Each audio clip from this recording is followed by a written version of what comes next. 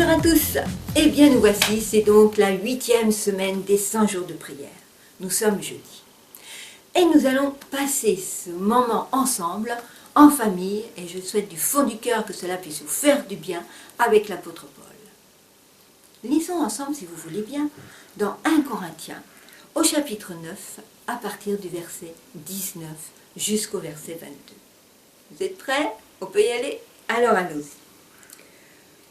Il est écrit au verset 19, « Car bien que je sois un homme libre à l'égard de tous, je me suis fait l'esclave de tous afin de gagner le plus de gens possible.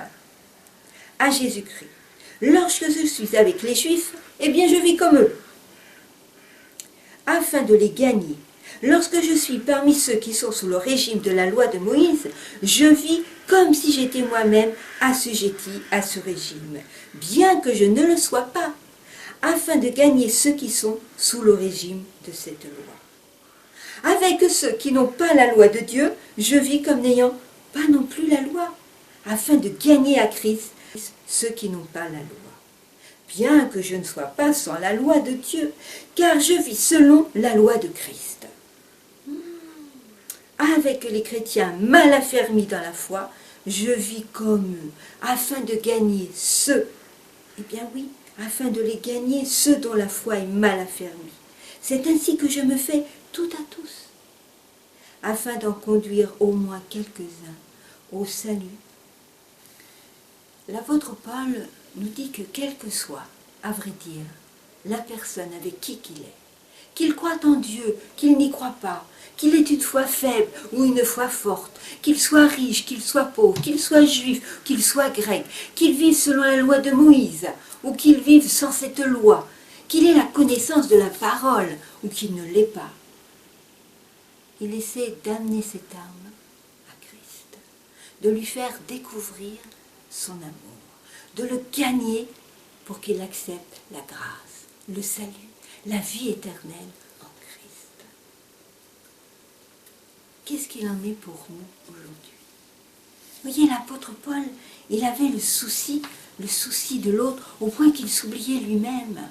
Il ne regardait pas l'autre en le critiquant, en lui disant « Mais qu'est-ce que tu fais à adorer ces dieux-là? Non, tu ne dois pas les adorer, c'est nul, c'est mal, voilà, tatati, tatata. » Non, je le respecte.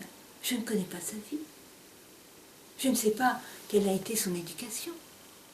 Je ne sais pas si on l'a comblé en amour, ou bien il a été humilié, battu. Je ne connais pas son enfance. Et pour vous, les enfants et les jeunes, vous avez des copains, des amis, mais parfois vous ne connaissez pas tout d'eux.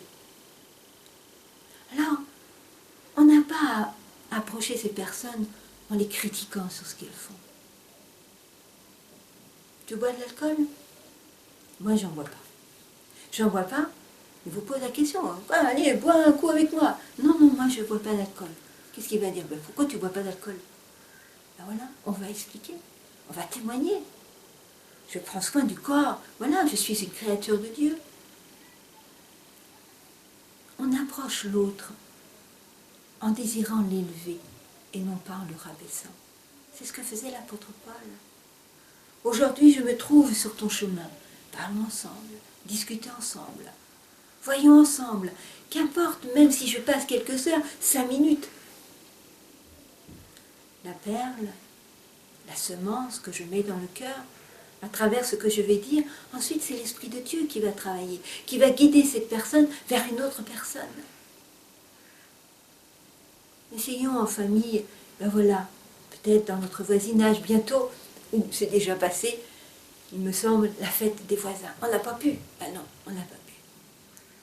Mais qu'importe. Pourquoi je n'inviterai pas, quand ce sera possible, mon voisin, voilà, l'inviter chez moi, à partager, puis je ne sais pas, un goûter, à partager un échange, faire connaissance, pas vivre chacun pour soi. Et vous, les enfants, invitez aussi des camarades. Invitez les parents, faites une fête.